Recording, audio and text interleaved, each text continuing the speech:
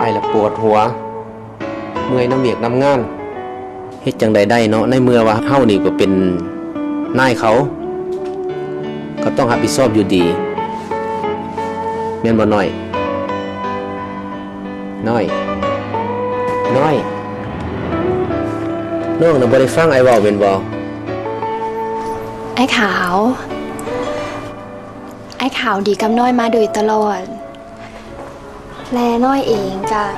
มีความมวลซืนเวลาที่ไอ้ขาวได้มาเว้าเรื่องต่างๆสู่น้อยฟังแต่ว่า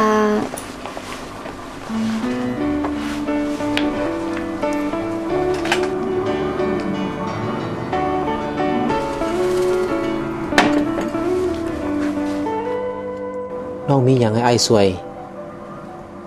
บอกมาเลย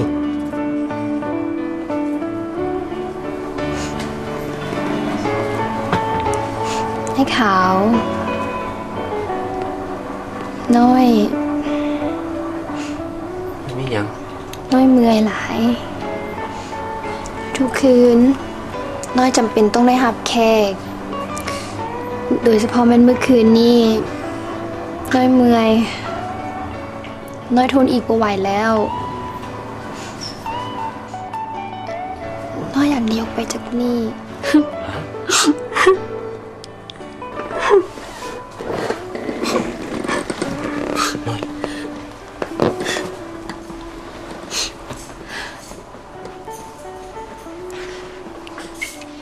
น้อยอยากกลับคืนไปหาครอบครัว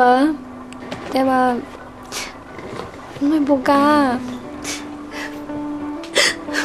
น้อยย่านถือเขาไล่น้ำน้อยย่านถือเขาจับไล่น้อยย่านน้อยบ่มีชีวิตรอดน้อยทำใจให้ดีๆไว้อ้ายจะหาวิธีซอยน้องให้ได้